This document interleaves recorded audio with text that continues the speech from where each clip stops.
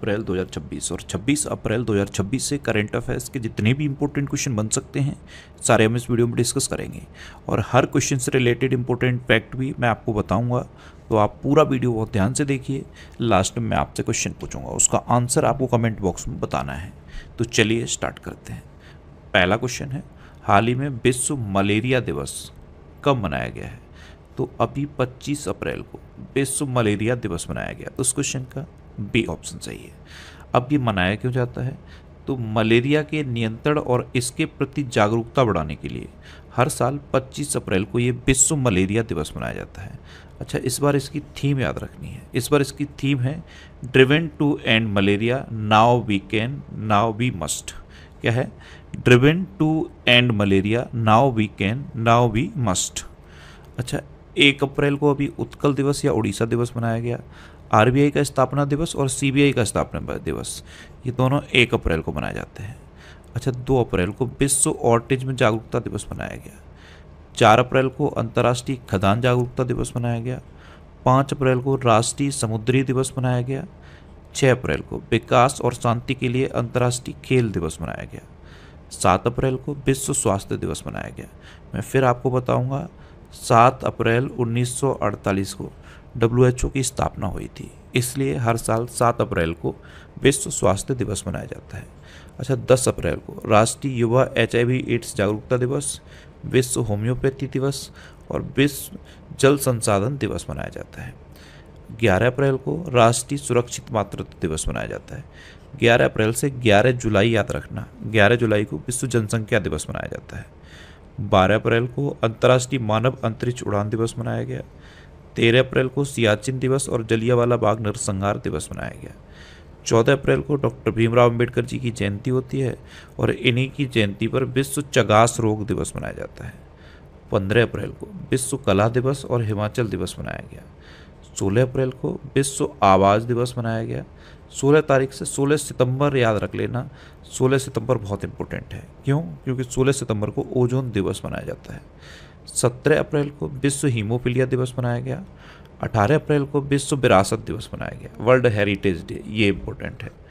अच्छा, 19 अप्रैल को विश्व यकृत दिवस यानी कि वर्ल्ड लिवर डे बनाया गया। और ये जो 19 तारीख है ना, इससे 19 नवंबर याद कर लो। 19 नवंबर को शौचालय दिवस मनाया जाता है। 19 नवंबर 1828 को झांसी की रानी महारानी लक्ष्मीबाई का जन्मदिन हुआ था। और 19 दिसंबर को क्या मनाया जाता है? गोवा मुक्ति दिवस। 20 अप्रैल को संयुक्त राष्ट्र चीनी भाषा दिवस मनाया गया। 21 अप्रैल को राष्ट्रीय सिविल सेवा दिवस और विश्व रचनात्मकता और नवाचार दिवस मनाया गया। 22 अप्रैल को विश्व पृथ्वी दिवस मनाया गया। और इस बार के पृथ्वी दिवस की थीम क्या थी? अवर पॉवर अवर प्लानेट। अच्छा, 22 तारीख से 22 मार्च भी याद रखना है। 22 मार्च को क्या मनाया जाता है? वाटर डे, जल दिवस। 23 अप्रैल को अंग्रेजी भाषा दिवस और विश्व पुस्तक और कॉपीराइट दिवस मनाया गया। 24 अप्रैल को राष्ट्रीय पंचायती राज दिवस मनाया गया। तो अप्रैल में अब तक इतने इंपॉर्टेंट डे मनाए गए हैं, ये आपको याद रखने हैं। और मैं आपको बोलता हूँ, डेली मॉर्निंग में उठकर सबसे पहले अपने लिए एक टारगेट फिक्स करो, चाहे छोटा सा ही टारगेट फिक्स करो, लेकिन डेली मॉर्निंग में उठकर सबसे पहले अपने लिए एक टारगेट फिक्स करो और फिर अपना पूरा दिन उस टारगेट को अचीव करने में लगा दो। आपकी लाइफ ऑटोमेटिकली अच्छी हो जाएगी। नेक्स्ट क्वेश्चन है, हाल ही में उत्तर प्रदेश में कहाँ लिथियम बैटरी रिसाइकलिंग संयंत्र खुला है? जो लिथियम बैटरी होती है, अभी तक जो हम बैटरी यूज़ कर रहे थे मोस्टली लिथियम बैटरी यूज़ कर रहे थे, और अब बैटरी की नई नई टेक्नोलॉजी अपडेट हो रही हैं। तो उत्तर प्रदेश में लिथियम बैटरी की रिसाइकलिंग के लिए एक प्लांट खुला है। और ये पता है कहाँ खुला है? सिकंदराबाद में। तो उस क्वेश्चन का सी ऑप्शन सही है। नेक्स्ट क्वेश्चन है, हाल ही में किस देश ने तैमूर क्रूज मिसाइल का सफल परीक्षण किया है? तो तैमूर क्रूज मिसाइल, इसका सफल परीक्षण अभी पाकिस्तान ने किया है। तो उस क्वेश्चन का बी ऑप्शन सही है। अब पाकिस्तान, तो ये है मैप में पाकिस्तान। पाकिस्तान की कैपिटल है इस्लामाबाद। पाकिस्तान की करेंसी है पाकिस्तानी रुपीज़। पाकिस्तान के प्राइम मिनिस्टर हैं शहबाज शरीफ और पाकिस्तान के प्रेसिडेंट हैं आसिफ अली जरदारी। अच्छा, अभी वर्ल्ड एयर क्वालिटी रिपोर्ट 2025 जारी की गई थी। इसके अकॉर्डिंग दुनिया का सबसे प्रदूषित देश पाकिस्तान बना। पाकिस्तान में प्राचीन भारत के कुषाण काल के सिक्के मिले हैं। पाकिस्तान ने ऑपरेशन गजब लेल हक नाम से एक बड़ा सीमा पार सैन्य अभ्यास किया। फील्ड मार्शल आसिम मुनीर को पाकिस्तान का पहला चीफ ऑफ डिफेंस फोर्सेस नियुक्त किया गया है। ये हैं फील्ड मार्शल आसिम मुनीर और इन्हीं को पाकिस्तान का पहला चीफ ऑफ डिफेंस फोर्सेस नियुक्त किया गया। WHO की रिपोर्ट के अकॉर्डिंग पाकिस्तान में HIV संक्रमण तेजी से बढ़ा है और अमेरिका ने पाकिस्तान को नवनिर्मित उन्नत मध्यम दूरी की हवा से हवा में मार करने वाली मिसाइलों की आपूर्ति से इनकार कर दिया। अच्छा, इंडिया और पाकिस्तान को जो डिवाइड करती है लाइन, उसको पता है क्या कहते हैं? Red Cliff line. ऐसे ही इंडिया और चाइना को जो डिवाइड करती है लाइन, उसे क्या कहते हैं? McMahon line. अब आप बताओ, ये जो इंडिया और अफगानिस्तान को डिवाइड करने वाली लाइन है, इसे क्या कहते हैं? कमेंट बॉक्स में बताओ। ये आज का आपका पहला क्वेश्चन है। देखो, यहाँ तक तो पाकिस्तान है, ये अपना इंडिया है, तो ये जो लाइन है ना, इंडिया और अफगानिस्तान को जो डिवाइड करती है, इसका नाम आपको बताना है। ये आज का आपका पहला क्वेश्चन है। नेक्स्ट क्वेश्चन है, हाल ही में डाबर ने किसे भारत के कारोबार का CEO नियुक्त किया है? तो डाबर का जो भारत में कारोबार है, उस कारोबार के लिए डाबर ने हरजीत एस भल्ला को अपना CEO नियुक्त किया। तो इस क्वेश्चन का C ऑप्शन सही है। अभी लीजा गिल को आंध्र प्रदेश उच्च न्यायालय की पहली महिला मुख्य न्यायाधीश नियुक्त किया गया। जस्टिस लीजा गिल, ये आंध्र प्रदेश हाईकोर्ट की नई चीफ जस्टिस बनी है। अच्छा, जनरल उपेंद्र द्विवेदी को US हॉल ऑफ फेम सम्मान प्रदान किया गया। HDFC लाइफ ने विभा पाडलकर को अपना MD एंड CEO बनाया। असम रणजी क्रिकेट टीम का मुख्य कोच किरण पवार को नियुक्त किया गया। जॉन टर्नस को एप्पल का नया CEO नियुक्त किया गया। ग्रेपलिंग फेडरेशन ऑफ इंडिया ने सिकंदर कुमार को अपना चेयरमैन नियुक्त किया। भारत के पहले विशेष परमाणु मिसाइल ट्रैकिंग और समुद्री निगरानी जहाज INS ध्रुव को अरब सागर में तैनात किया गया। नेक्स्ट क्वेश्चन है, हाल ही में कौन सा देश बांग्लादेश को मक्का का सबसे बड़ा आपूर्तिकर्ता बना है? तो ये ब्राज़ील बना है। ब्राज़ील मक्का का निर्यात करता है और ब्राज़ील जो मक्का का निर्यात भारत को करता है, उससे ज़्यादा निर्यात अब ब्राज़ील ने बांग्लादेश को किया है। यानी कि बांग्लादेश को मक्का की आपूर्ति करने के मामले में ब्राज़ील ने भारत से ज़्यादा आपूर्ति बांग्लादेश को की है, तो भारत को पीछे छोड़ दिया है। तो इस क्वेश्चन का D ऑप्शन सही है। अब ब्राज़ील, तो ये है मैप में ब्राज़ील। ब्राज़ील की कैपिटल क्या है? ब्राज़ीलिया। ब्राज़ील की करेंसी है ब्राज़ीलियन रियाल और ब्राज़ील के प्रेसिडेंट हैं लूला डा सिल्वा। कौन है? लूला डा सिल्वा। और ब्राज़ील का सर्वोच्च नागरिक सम्मान प्रधानमंत्री मोदी को मिल चुका है। अच्छा, अभी भारत और ब्राज़ील ने स्कॉर्पियन पनडुब्बियों के रखरखाव पर त्रिपक्षीय MOU साइन किया है। ब्राज़ील ने ट्रॉपिकल फॉरेस्ट फॉरएवर फंड में पहले निवेश की घोषणा की। ब्राज़ील के पूर्व राष्ट्रपति को 27 साल और 3 महीने की सज़ा सुनाई गई। 7 सितंबर 2025 को ब्राज़ील ने अपना स्वतंत्रता दिवस मनाया। प्रधानमंत्री मोदी ने रियो डी जेनेरियो में 17वें ब्रिक्स सम्मेलन में हिस्सा लिया और इफ्को ब्राज़ील में अपना पहला विदेशी नैनो उर्वरक संयंत्र स्थापित करेगी। नेक्स्ट क्वेश्चन है, किस देश ने चंद्र उल्कापिंड के भीतर एलियन खनिज की खोज की है? तो जो चंद्र उल्कापिंड है उसके अंदर एलियन खनिज की खोज ये चाइना ने की है। तो उस क्वेश्चन का B ऑप्शन सही है। अब इसका नाम पता है क्या दिया गया है? Cerium magnesium changesite. ये एक उल्कापिंड है और इसके अंदर एक 11 में चंद्र खनिज की खोज की गई जिसका नाम दिया गया है सीरियम मैग्नीशियम चेंजेसाइट। अब चीन ने की है ना, तो ये है मैप में चीन। चीन की कैपिटल क्या है? बीजिंग। चीन की करेंसी है रेनमिनबी और चीन के प्रेसिडेंट हैं जी जिनपिंग। अच्छा, चीन स्टील और कोयले का सबसे बड़ा उत्पादक है। तंबाकू का सबसे बड़ा उत्पादक भी चीन है और विश्व तंबाकू निषेध दिवस कब मनाया जाता है? 31 मई को। अभी 20 अप्रैल को चाइनीज भाषा दिवस मनाया गया और इसके बाद 23 अप्रैल को क्या मनाया जाता है? अंग्रेजी भाषा दिवस। अच्छा, मैंने संयुक्त राष्ट्र की 6 आधिकारिक भाषाएं बताई थी, उनका नाम बता पाओगे? आप कमेंट बॉक्स में बताओ। ये आज का आपका दूसरा क्वेश्चन है। संयुक्त राष्ट्र की 6 आधिकारिक भाषाएं कौन सी हैं? उनका नाम बताओ। अच्छा, अभी विक्रम दोरईस्वामी को चीन में भारत के अगले राजदूत के रूप में नियुक्त किया गया। CM-302 मिसाइल को चीन के द्वारा विकसित किया गया। दुनिया का सबसे बड़ा R&D खर्च करने वाला देश चीन बन गया। भारत और चीन के बीच 2025 में रिकॉर्ड $155 बिलियन का व्यापार हुआ। चीन में 6ठी बैडमिंटन एशिया टीम चैंपियनशिप का शुभारंभ हुआ। चीन SpaceX की पहल को टक्कर देने के लिए अंतरिक्ष आधारित AI डेटा सेंटर बनाएगा। दुनिया का सबसे बड़ा compressed air energy storage plant ये चीन ने शुरू किया और चीन वैश्विक अर्थव्यवस्था कार्यबल और व्यापार में शीर्ष पर रहा है। नेक्स्ट क्वेश्चन है, हाल ही में आरबीआई ने किस पेमेंट बैंक का लाइसेंस रद्द कर दिया है? तो अभी पेटीएम पेमेंट बैंक का जो बैंकिंग का लाइसेंस था वो आरबीआई ने रद्द कर दिया। तो इस क्वेश्चन का सी ऑप्शन सही है। अब बैंक की बात है तो अभी बैंक ऑफ बड़ौदा ने जियो फोन डिवाइस के जरिए फीचर फोन के लिए बैंकिंग सेवा शुरू की।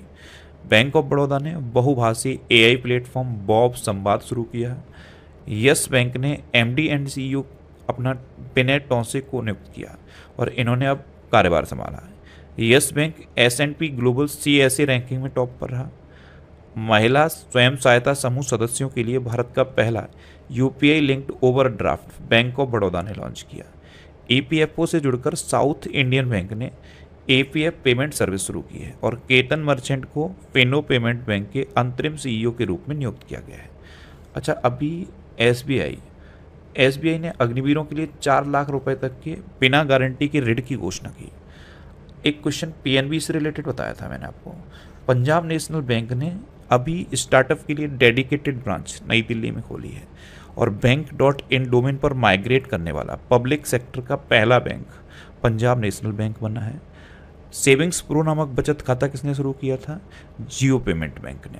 और एक क्वेश्चन और बताया था, माई बिजनेस क्यूआर ये किसने लॉन्च किया? एचडीएफसी बैंक ने। अच्छा, ये मार्च 2026 के टॉप 100 करंट अफेयर्स के क्वेश्चन का वीडियो है और ये वीडियो आपको यूट्यूब पर फैक्ट स्टडी चैनल पे मिल जाएगा। तो यूट्यूब पर फैक्ट स्टडी सर्च करके आप इस वीडियो को देख सकते हो। नेक्स्ट क्वेश्चन है, हाल ही में जारी सैटेलाइट अध्ययन में कौन लैंडफिल वैश्विक मीथेन उत्सर्जन में टॉप 25 में शामिल हुआ है? तो मीथेन उत्सर्जन के मामले में मुंबई और सिकंदराबाद ये दोनों टॉप 25 में शामिल हुए हैं। तो इस क्वेश्चन का सी ऑप्शन सही है, उपयुक्त दोनों। नेक्स्ट क्वेश्चन है, भारत ने किस देश को 30 अरब रुपए की निकासी की मंजूरी दी है? तो ये मालदीव को दी है। मालदीव को 30 अरब रुपए की निकासी की मंजूरी भारत ने दी है। तो इस क्वेश्चन का बी ऑप्शन सही है। ये जो मालदीव को वित्तीय सहायता दी जा रही है उसके तहत भारत ने ये मंजूरी दी है। अब मालदीव तो ये है मैप में मालदीव। मालदीव की कैपिटल है माले, मालदीव की करेंसी है मालदीवियन रुपया और मालदीव के प्रेसिडेंट हैं मोहम्मद मोइज्जू। अच्छा, मालदीव का स्वतंत्रता दिवस 26 जुलाई को मनाया जाता है। अभी भारत ने मालदीव को अपनी पहली हाई स्पीड फेरी गिफ्ट की। भारत मालदीव श्रीलंका का 17वां दोस्ती समुद्री अभ्यास माले में हुआ। भारत मालदीव संयुक्त सैन्य अभ्यास एक्वेरिन 2025 ये केरल के तिरुवनंतपुरम में हुआ। तंबाकू और वैपिंग उत्पादों पर पीढ़ीगत प्रतिबंध लागू करने वाला पहला देश मालदीव बना। इसके अलावा अभी एक और देश ने तंबाकू और वैपिंग उत्पादों पर ये पीढ़ीगत प्रतिबंध लगाया है। वो कौन सा देश है? यूके। अच्छा, मालदीव ने मां से बच्चे में संक्रमण के 3 गुना उन्मूलन की उपलब्धि हासिल की। अंतर्राष्ट्रीय परमाणु ऊर्जा एजेंसी का 181वां सदस्य मालदीव बना। भारत ने मालदीव को 4,850 करोड़ रुपए की ऋण सहायता प्रदान की और मालदीव के राष्ट्रपति ने 15 घंटे लंबी प्रेस कॉन्फ्रेंस आयोजित की जो एक नया वर्ल्ड रिकॉर्ड बन गया। नेक्स्ट क्वेश्चन है, सरकार ने जनगणना 2027 के लिए कौन सा टोल फ्री नंबर जारी किया? तो जनगणना से रिलेटेड जितने भी क्वेश्चन हो सकते हैं उनके लिए एक नया टोल फ्री नंबर जारी किया है। भारत सरकार ने इसे जारी किया है और इसका नाम है 1855। तो उस क्वेश्चन का ए ऑप्शन सही। ये नंबर जारी किया गया है 1855। अच्छा, जनगणना से रिलेटेड जो मोस्ट इंपोर्टेंट क्वेश्चन है पता है क्या है? इस बार की जनगणना का ब्रांड एम्बेसडर किसे बनाया गया? उड़ीसा के सैंड आर्टिस्ट हैं सुदर्शन पटनायक। उनको इस बार की जनगणना का किस संस्थान में स्वदेशी रूप से विकसित सिलिकॉन फोटोनिक्स समाधानों का अनावरण किया है? तो ये आईआईटी मद्रास में किया है। तो इस क्वेश्चन का सी ऑप्शन सही है। और आईआईटी मद्रास से रिलेटेड अभी तक जितने क्वेश्चन थे वो मैंने यहाँ पे लिखे थे। जैसे दिल्ली सरकार ने वायु प्रदूषण को कम करने के लिए स्मॉग एटिंग सतहों के परीक्षण के लिए आईआईटी मद्रास के साथ समझौता किया। आईआईटी मद्रास ने दुबई में एआई इनोवेशन सेंटर लॉन्च किया। कोरोमंडल ने अनुसंधान केंद्र के लिए आईआईटी मद्रास के साथ समझौता किया। इंडिया एआई मिशन ने आईआईटी मद्रास के साथ मिलकर चेन्नई में ग्लोबल एआई कॉन्क्लेव का आयोजन किया। एनसीईआरटी ने एडटेक और अनुसंधान को बढ़ावा देने के लिए आईआईटी मद्रास के साथ एमओयू साइन किया। कोल इंडिया लिमिटेड ने आईआईटी मद्रास के साथ सतत ऊर्जा केंद्र की स्थापना के लिए समझौता किया। आईआईटी मद्रास ने कॉन्टैक्टलेस पेमेंट के लिए रिंग 1 लॉन्च की। ये इंपॉर्टेंट है। भारत ने आईआईटी मद्रास को संयुक्त राष्ट्र एआई उत्कृष्टता केंद्र के रूप में नामित किया। NIRF रैंकिंग 2025 में आईआईटी मद्रास शीर्ष पर रहा। आईआईटी मद्रास के परिसर में भारतीय सेना अनुसंधान प्रकोष्ठ अग्निसूत्र की स्थापना की गई। आईआईटी मद्रास ने भारत की सबसे हल्की व्हीलचेयर YD-1 लॉन्च की और आईआईटी मद्रास ने स्वदेशी अंतरिक्ष चिप आइरिस विकसित की है।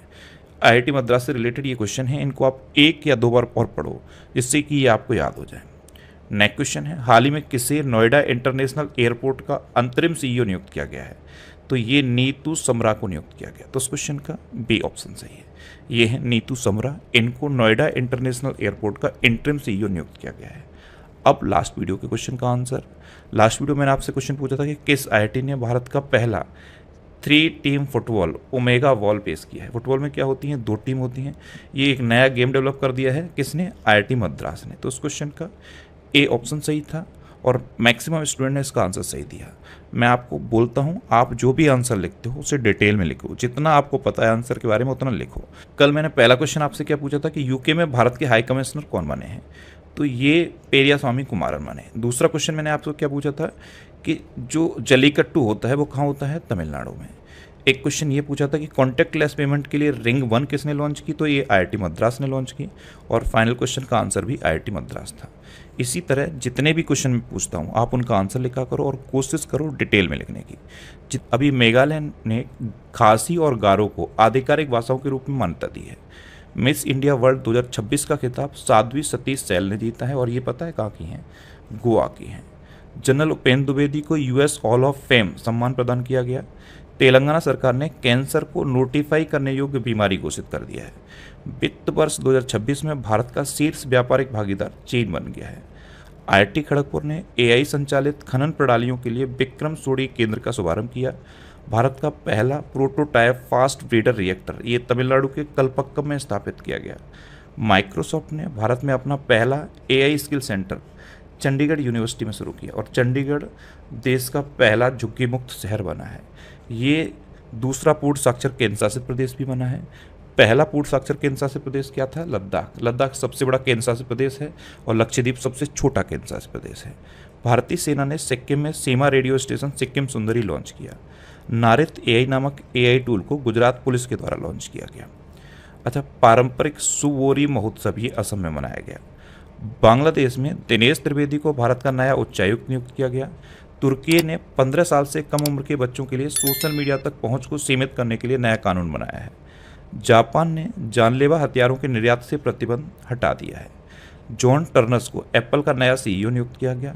सांस्कृतिक विरासत की सुरक्षा के लिए भारत का पहला पेट्रोग्लिफ संरक्षण पार्क ये लद्दाख में स्थापित होगा। असम रणजी क्रिकेट टीम का नया मुख्य कोच किरण पवार को नियुक्त किया गया। उत्तर प्रदेश के अलीगढ़ की जो शेखा झील है ये अब नई रामसर साइट बन गई है और इसी के साथ अब उत्तर प्रदेश में 12 रामसर साइट हो गई हैं और देश में टोटल 99 रामसर साइट हो गई हैं। भारत के 95 में शतरंज ग्रैंड मास्टर अरोन्यक घोष बन गए हैं। अब आपके लिए आज का क्वेश्चन है, जस्टिस लीसा गिल को किस उच्च न्यायालय की महिला मुख्य न्यायाधीश नियुक्त किया गया है? पहली महिला मुख्य न्यायाधीश। 4 ऑप्शन दिए गए हैं, इनमें से आपको अपना आंसर बताना है और इसके अलावा हम हमारे